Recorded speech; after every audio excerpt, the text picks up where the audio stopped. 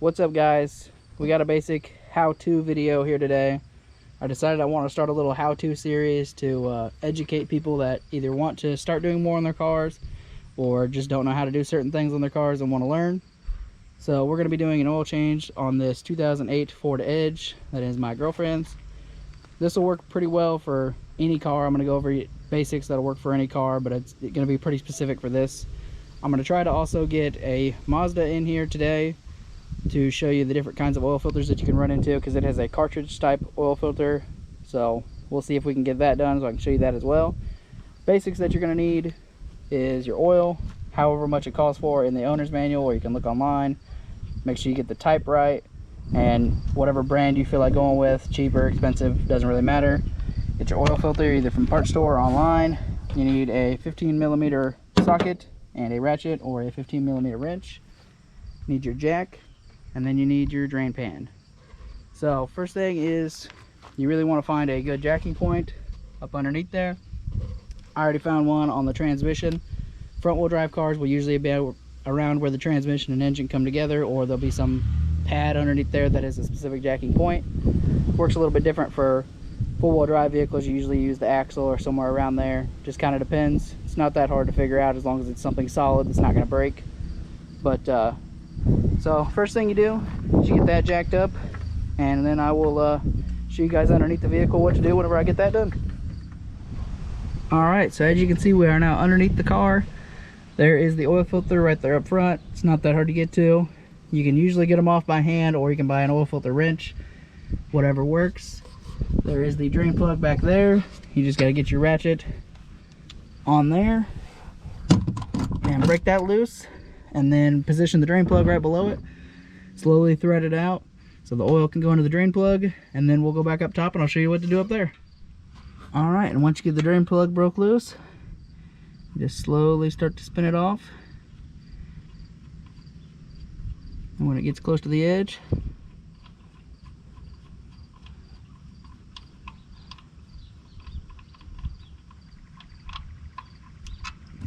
pull it out of the way and let it drain.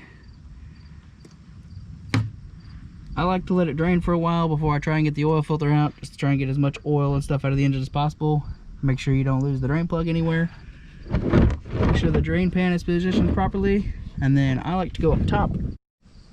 Alright, so up top here, in order to make it drain a little faster, just pop this little oil fill cap off, and that'll kind of help it come out a little faster, let some air in to replace the oil and get it all out.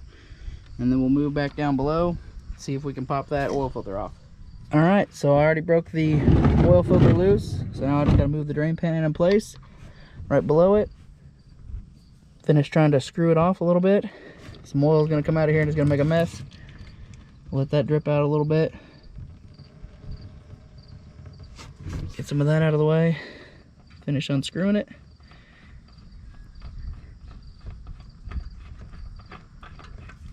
And just set it down here in the pan to drain. And that's about it. Once you let all the oil drain out the rest of the way, you can wipe that off a little bit, and then we'll start prepping the new oil filter to go on and filling it with oil. Alright, so as you can see here, we got the new oil filter all opened up. What I like to do is, if you have a small jug, go ahead and open up the small jug just because it makes it easier.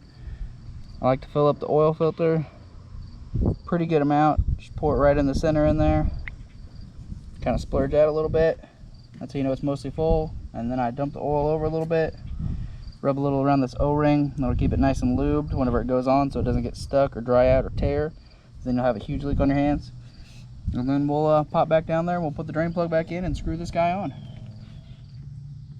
Alright, as you can see, there's really no oil coming out of there. Just barely a drip coming out of there. So I'm going to go ahead and move the oil drain pan out of the way. Start threading your drain plug back in there. Once you get that all nice and threaded in there, tighten it up with your ratchet, and then we'll go ahead and get the oil filter threaded up on there. Just get it nice and snug. There's usually a torque setting. You can set it to that if you want, or you can just do it however comfortable you feel tightening it. And we'll go ahead and thread this guy back up on there. I did go ahead and make sure that the rubber gasket from the last oil filter didn't get stuck there. Thread that up there, get it nice and hand tight. You don't want to over tighten it because then it will not come off the next time you do it, but that's pretty much about it down here. I'm going to make sure I got that drain plug tightened, and then I'm going to go back up top and show you how to fill it up with oil. Alright, as you can see, we have the Mazda here today, and this is a cartridge type oil filter. Just has this little filter that goes on and off. I already took the old one off, of course. Get the new one put on. Comes with a little filter like this, just slides on. Comes with a new O-ring to put around here, which I did. Make sure you oil that before you put it back in. At the very bottom, it has a little bolt that goes in there. So I can show you when we get down here. It just spins up into there, like that. But when you're going to take it out, you want to take out that little plug that goes in there first.